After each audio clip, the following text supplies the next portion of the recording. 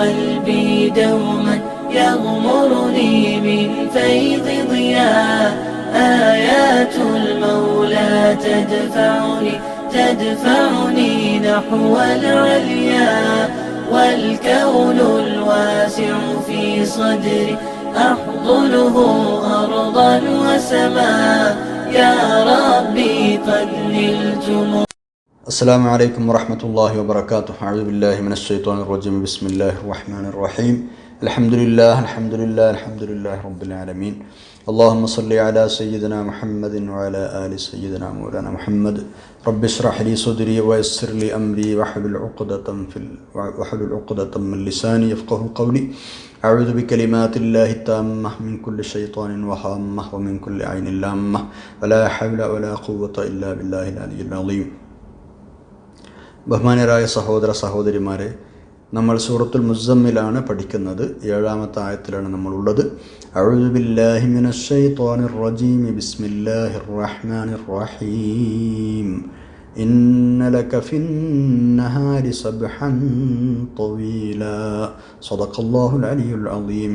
നബി സല്ലല്ലാഹു അലൈഹി വസല്ലം തങ്ങളോട് അല്ലാഹു തആല പറയുന്ന വാക്കാണല്ലേ, അങ്ങേക്ക് പകലിൽ ദീർഘമായ സമയമുണ്ട്.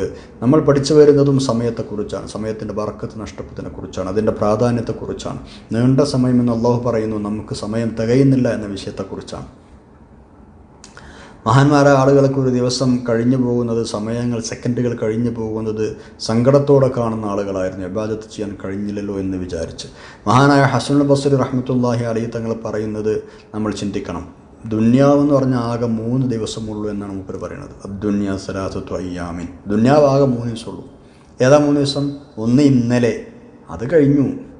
അത് ഇന്നലെ നമ്മളാ ചെയ്തതും നമ്മളെന്തൊക്കെയാണ് കാട്ടിയൊക്കെ അത് കഴിഞ്ഞു. ഇന്നലെ എന്ന് പറഞ്ഞ ദിവസം കഴിഞ്ഞു. ഇനി വമ്മ കഥ, ഇനി നാളെ വരാനുണ്ട്. നാളെ വരാനുണ്ട്. ഭൂതകാലം അത് കഴിഞ്ഞിട്ടോ. പിന്നെ ഭാവി കാലം നാളെ, അതിനിപ്പോൾ ചിലപ്പോൾ നിനക്ക് കിട്ടിയെന്ന് വരില്ല. നേരം വെളുക്കുമ്പോൾ ഞാൻ മരിച്ചു പോകാം, നീ മരിച്ചു പോയേക്കാം. നാളെ എന്ന് പറഞ്ഞ ദിവസം നിനക്ക് കിട്ടിയില്ല, കിട്ടിയെന്ന് വരില്ല. മൂന്നാമത്തേത് ഇന്ന്. അതിപ്പുണ്ട്, ഇപ്പം ഉള്ള ആ സമയമല്ലേ, അതുണ്ട്. അതുകൊണ്ട് ആ സമയത്ത് പ്രവർത്തിച്ചോ, അതേ നിനക്കുള്ളൂ. മനസ്സിലാണ്ടോ നമുക്ക്? ഇന്നലെ കഴിഞ്ഞു പോയി, നാളെ വരാണ്ട്, പക്ഷെ വരുമെന്ന് ആർക്കും അറിയില്ല. അപ്പോൾ ഇന്നലെയും പോയി, നാളെയും പോയി. ഇനി ആകളുടെ ബാക്കിയുള്ളത് ഇന്നിപ്പുള്ള ആ ദിവസമല്ലേ, അതിപ്പോൾ നമുക്കുണ്ട്, ഇപ്പം നമ്മളാ ദിവസത്തിലുണ്ട്. അതുകൊണ്ട് നീ അതിൽ പ്രവർത്തിച്ചോ. വർത്തമാനകാലം അതാണ് നിനക്കുള്ളത്. ഫഅമൽ ഫീ, അതിൽ നീ പണിയെടുത്തോ. എന്തായാലും ആകെ 3 ദിവസമുള്ളൂ. ശരി തന്നെയല്ലേ? നമുക്ക് എന്തെങ്കിലും ഉറപ്പുണ്ടോ നാളെ ഉണ്ടാവുന്നുള്ളത്? ഒരു മനുഷ്യൻ ഐഹിക ജീവിതത്തിൽ ഈ 3 അവസ്ഥകൾക്കിടയിലാണ് എന്നാണ്. കഴിഞ്ഞു പോയ സമയം അതാണ് ഒന്ന്. ഇനിയിപ്പോൾ അത് തിരിച്ചു കൊണ്ടാണ് ഒരു മാർഗമല്ല. വരാനിരിക്കുന്ന സമയം അതിൽ എത്തിപ്പെടുമെന്ന് നമുക്കൊരു ഉറപ്പില്ല. മൂന്നാമത്തത് ഇപ്പം നിലകൊള്ളുന്ന സമയം, അത് മുമ്പുള്ള സമയത്തെ പോലെ നഷ്ടപ്പെട്ടു പോകുന്നതിന് പകരം, നഷ്ടപ്പെട്ടു പോകുന്നതിന് മുമ്പ് തന്നെ അത് ഉപയോഗപ്പെടുത്തണം. അതാണ് മനുഷ്യൻ്റെ മേൽ ബാധ്യത. അത് ഇന്നലത്തെ പോലെ ആവണ്ട. ഇപ്പോഴുള്ള സമയം അത് നന്നായിട്ട് ഇന്നലത്തെക്കാളും ഉഷാറാക്കുക. ഇബ്നു മസ്ഊദ് തങ്ങൾ പറയാറുണ്ട്, എനിക്ക് ആകെയുള്ള ഖേദം സൂര്യൻ അസ്തമിച്ചാൽ ഒരു ദിവസമാണ് കഴിഞ്ഞാൽ എനിക്കെൻ്റെ ആകെയുള്ള ഖേദം എന്താണെന്നറിയോ? എൻ്റെ അമല് ഒന്നും വർദ്ധിക്കാതെ സൂര്യൻ അസ്തമിച്ചാൽ ആ ദിവസത്തെക്കുറിച്ച് എനിക്ക് ഭയങ്കര ഖേദമാണ്. എൻ്റെ ആയുസ്സിൽ നിന്ന് ഒരു ദിവസം കുറഞ്ഞു എന്നല്ല ഇപ്പോൾ ആ ഒരു ദിവസം അസ്തമിച്ചാൽ മനസ്സിലാണത്, സൂര്യൻ അസ്തമിച്ചാൽ ഒരു ദിവസം കഴിഞ്ഞാൽ മനസ്സിലാണത്. അപ്പോൾ എൻ്റെ ആയുസ്സിൽ നിന്ന് ഒരു ദിവസം കുറയുകയും എൻ്റെ അമല് തീരെ കൂടാതിരിക്കുകയും ചെയ്യുക എന്നത് എനിക്ക് വലിയ സങ്കടമുള്ള കാര്യമാണ്. ഇത് നമ്മളോട് അള്ളാഹും റസൂലും എപ്പോഴും പറയുന്ന സംഗതിയാണ്. പരിശുദ്ധ ഖുർആനിലും തിരുസുന്നത്തിലും സല്ലല്ലാഹു അലൈഹി വസല്ലം നമ്മൾ ഉണർത്തിയ വിഷയമാണ്. സമയം നിങ്ങൾ ശ്രദ്ധിക്കണേ, സമയം വലിയ വിഷയമാണ്. അള്ളാഹു തആല പരിശുദ്ധ ഖുർആനിൽ എത്രയോ സ്ഥലങ്ങളിൽ നമ്മൾ സൂചിപ്പിച്ചിട്ടുണ്ട് സമയത്തിൻ്റെ പ്രാധാന്യം. എവിടെ? ഒരുവിധം സൂറത്തുകളുടെയൊക്കെ, പരിശുദ്ധ ഖുർആനിൻ്റെ അവസാന ഭാഗത്തുള്ള ഒരുവിധം സൂറത്തുകളുടെ ഒക്കെ തുടക്കത്തിൽ അള്ളാഹു തആല സത്യം ചെയ്ത് പറഞ്ഞത് സമയത്തെ പിടിച്ചിട്ടാണ് അല്ലേ? രാത്രിയെ പിടിച്ച് സത്യം ചെയ്തിട്ടുണ്ട്, പകലിനെ പിടിച്ച് സത്യം ചെയ്തിട്ടുണ്ട്, ഫജ്റിനെ പിടിച്ച് സത്യം ചെയ്തിട്ടുണ്ട്. വൽ ഫജ്രി വലയാലിൻ അശ്ർ വദ്ദുഹ വല്ലൈലി ഇദാ സജ, അവിടെ രാത്രിയും പകലും സത്യം ചെയ്തിട്ടുണ്ട്. വൽ അസ്ർ, കാലത്തെ പിടിച്ച് സത്യം ചെയ്തിട്ടുണ്ട്. വല്ലൈലി ഇദാ യഗ്ശാ വന്നഹാരി ഇദാ തജല്ല. കണ്ടോ, രാത്രിയും പകലും സത്യം ചെയ്ത് പറഞ്ഞിട്ടുണ്ട്. എന്താ ഇപ്പോൾ ഇത് സത്യം ചെയ്ത് പറഞ്ഞതിൻ്റെ അർത്ഥം? അള്ളാഹു പരിശുദ്ധ ഖുർആനിൽ ഒരു സംഗതിയെ കൊണ്ട് സത്യം ചെയ്യുക എന്ന് പറഞ്ഞാൽ ആ സംഗതിയുടെ പ്രാധാന്യവും വലിപ്പവുമാണ് നമ്മൾ മനസ്സിലാക്കി തരുന്നത്. അല്ലാതെ അള്ളാഹ് സത്യം ചെയ്യില്ലല്ലോ. അപ്പോൾ ആ രാപ്പകലുകളുടെ സമയത്തിൻ്റെ പ്രാധാന്യം മനസ്സിലാക്കാനാണ് റബ്ബ് നമ്മളോട് അത് സത്യം ചെയ്ത് പറഞ്ഞ് നമുക്ക് കേൾപ്പിച്ചു തന്നത്. നമ്മൾ ചിന്തിക്കണം, അത് ഉപകാരത്തിനോട് ഉപയോഗിക്കണം. രാവായാലും പകലായാലും മറ്റു സമയങ്ങളൊക്കെ ആയാലും. അതേപോലെ തന്നെ ഹബീബാൻ നബി സല്ലല്ലാഹു അലൈഹി വസല്ലം തങ്ങളുടെ ഹദീസിൽ നിരവധി ഹദീസുകൾ പറഞ്ഞിട്ടുണ്ട്. സമയത്തിൻ്റെ വില മനസ്സിലാക്കി തരുന്ന, മനുഷ്യൻ്റെ ഓരോ സെക്കൻഡും ചോദ്യം ചെയ്യപ്പെടുന്നതാണ് എന്നത് തന്നെയാണ് ഏറ്റവും പ്രധാനം. അതിലപ്പുറം എന്താ പറഞ്ഞുതരാനുള്ളത്? മുആദ് ബിൻ ജബൽ റളിയല്ലാഹു അൻഹു റിപ്പോർട്ട് ചെയ്യുന്ന ഹദീസിൽ ഇങ്ങനെയുണ്ട്.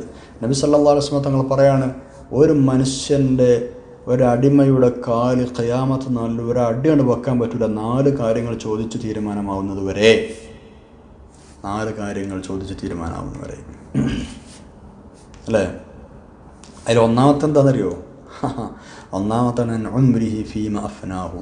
അവൻ്റെ ആയുസ്സിനെ കുറിച്ച് ചോദിക്കും, എങ്ങനെയാണ് ആയുസ് വിനിയോഗിച്ചത്. വൻ ശബാബിഹി ഫീമ അബ്ലാഹു, അവൻ്റെ യുവത്വത്വം അതെങ്ങനെയാണ് അവൻ വിനിയോഗിച്ചത്. വൻ മാലിഹി മിൻ ഐന ഇക്തസബഹു ഫീമ അൻഫഖഹു, അവൻ്റെ സ്വത്തിനെ കുറിച്ച് ചോദ്യമുണ്ടാവും, എവിടുന്ന് കിട്ടി, എങ്ങനെ ചെലവഴിച്ചു. വൻ ഇൽമിഹി മാദാ അമില ഫീ, അവൻ്റെ ഇൽമിനെ കുറിച്ച് ചോദ്യമുണ്ടാവും, ആ പഠിച്ചതനുസരിച്ച് അറിഞ്ഞതനുസരിച്ച് എന്ത് ചെയ്തു നീ. ഈ 4 കാര്യങ്ങൾ ചോദിക്കാതെ ഒരു അടി കണ്ട് വെക്കാനാക്കൂല എന്നാ. ഇതും കണ്ട് ശരിക്കും ബോധ്യമായാൽ പിന്നെ ഇപ്പം നമ്മളെ സമൂഹ ഉപയോഗപ്പെടുത്തായിരിക്കുമോ? 4 കാര്യങ്ങളെക്കുറിച്ച് ചോദ്യം ചെയ്യാതെ പരലോകത്ത് കാലുകൾ മുന്നോട്ട് നീങ്ങുകയില്ല എന്ന് പറഞ്ഞാൽ ഒന്നാമത്തേത് ആയുസ്സാണ്. ടൈം എന്തിൽ വിനിയോഗിച്ചു? ആയുസ് എന്ന് പറഞ്ഞാൽ ടൈമല്ലേ. മുഅ്മിനായ മനുഷ്യനെ സംബന്ധിച്ചിടത്തോളം അത് വേസ്റ്റാക്കാൻ കഴിയില്ല, പാസ് ചെയ്യാൻ കഴിയില്ല, സമയം കൊല്ലി ഉപയോഗിക്കാൻ കഴിയില്ല. അങ്ങനെയൊക്കെയാണ്. പിന്നീട് ഖേദിക്കേണ്ടി വരുമെന്നാണ്. ഇതൊക്കെ ഇങ്ങനെയൊക്കെ നഷ്ടപ്പെടുത്തുന്ന ആൾ പിന്നീട് ഖേദിക്കണം. ഇപ്പോൾ നമുക്ക് എല്ലാത്തിനും കഴിയും. നല്ല ആരോഗ്യമുണ്ട്, ശരിക്കും നിസ്കരിക്കാം, ഇത് നിസ്കരിക്കാം, നിസ്കരിക്കാം, അങ്ങനെ ശരിക്കും കുമ്പിടാം, മറ്റെല്ലാ കാര്യങ്ങളെല്ലാം നമുക്ക് കഴിയും. കുറച്ച് കഴിഞ്ഞാൽ നമുക്കിതൊന്നും കഴിയാത്തൊരവസരം വരും. അന്നാണ് ഖേദിക്കുക, കുറച്ച് അന്ന് ഇത്ര ചെയ്താൽ മതി എന്നാണ് റബ്ബേന്ന്. കണ്ണിന് കാഴ്ച പോയിട്ട് പിന്നെ ഖേദിച്ചിട്ട് കാരണം കുറച്ച് നിലനിർത്തി തരട്ടെ, ആമീൻ, ഖുർആൻ ഓതാൻ പറ്റുന്നില്ല, ഖേദിച്ചിട്ട് കാര്യമുണ്ടോ? ഇല്ല. ഓരോ സംഗതികളും അങ്ങനെ തന്നെയാണ്. ആഫിയത്തിന് ഉണ്ടാകുമ്പോൾ ശരിക്കും ഇത് ഉപയോഗപ്പെടുത്തുക.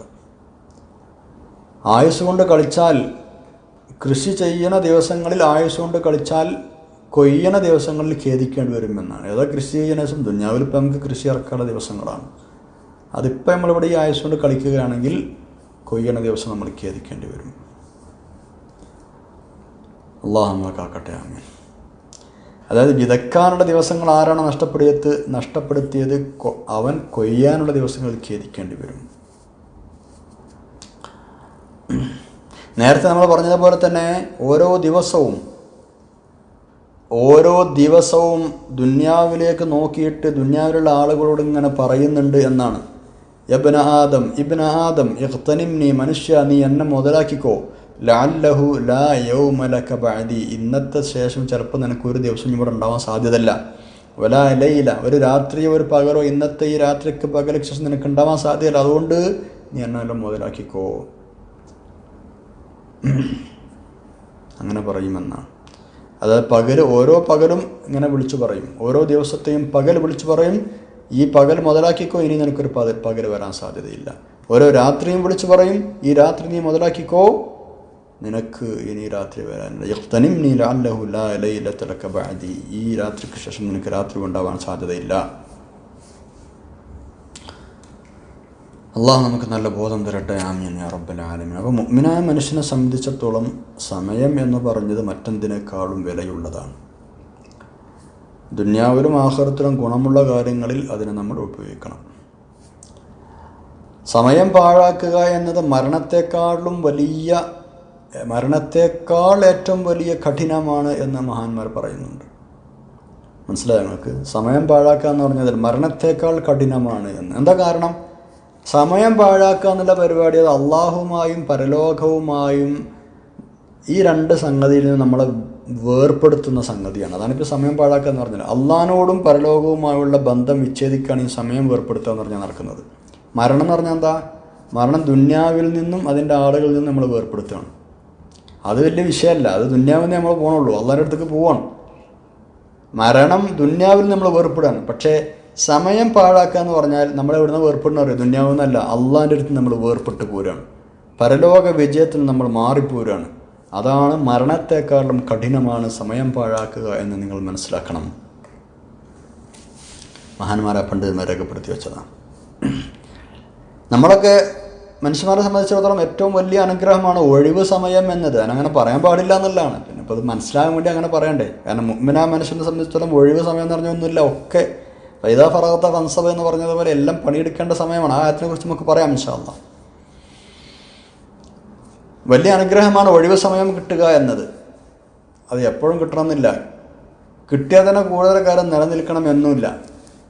അപ്പോൾ അങ്ങനെ ഒഴിവ് കിട്ടുന്ന സമയത്ത് പല ആളുകളൊന്നും ചെയ്യുന്നത് എന്തെങ്കിലുമൊക്കെ അടിച്ചു പൊളിക്കാൻ, അല്ലെങ്കിൽ വിനോദങ്ങൾക്ക്, പ്രയോജനമില്ലാത്ത കാര്യങ്ങൾക്കാണ് ഉപയോഗിക്കുന്നത്. അതുകൊണ്ടാണ് ഹബീബായ നബി സല്ലല്ലാഹു അലൈഹി വസല്ലം തങ്ങൾ ഇതിനെ ആളുകൾ അശ്രദ്ധരായ നിഅമത്താണ് എന്ന് പറയാൻ കാരണം. അല്ലേ? നിഅമത്താനി മഗ്ബൂനുൻ ഫീഹിമാ കസീറുൻ മിനൻ നാസ് അസ്സഹ്ഹതു വൽ ഫറാഗു. അധിക ആളുകളും അശ്രദ്ധരായി പോകുന്ന രണ്ട് നിഅമത്തുകളാണ് ആരോഗ്യവും ഒഴിവു സമയവും. അധിക ആളുകൾ അതിൽ വഞ്ചിതരാണ് എന്ന് പറഞ്ഞാൽ അത് ആരും ഉപയോഗപ്പെടുത്തൂല. അതില്ലാത്തൊരവസ്ഥ ആലോചിച്ചാൽ അത് ശരിക്കും ഉപയോഗപ്പെടുത്താൻ മനുഷ്യന് കഴിയും. അപ്പോൾ ഒഴിവ് സമയങ്ങളെ ഫലപ്രദമായി വിനിയോഗിക്കാൻ കഴിയണം. ഖുർആൻ ഓതിയിട്ടോ, നല്ല കാര്യങ്ങൾ പഠിച്ചിട്ടോ, കേട്ടിട്ടോ, കുടുംബ ബന്ധം ചേർത്തിട്ടോ, കുട്ടികളുമായി കളിച്ചിട്ടോ, ഭാര്യമാരുമായി സല്ലപിച്ചിട്ടോ, അതൊക്കെ ഇബാദത്താണല്ലോ, അതൊക്കെ ചെയ്യാലോ.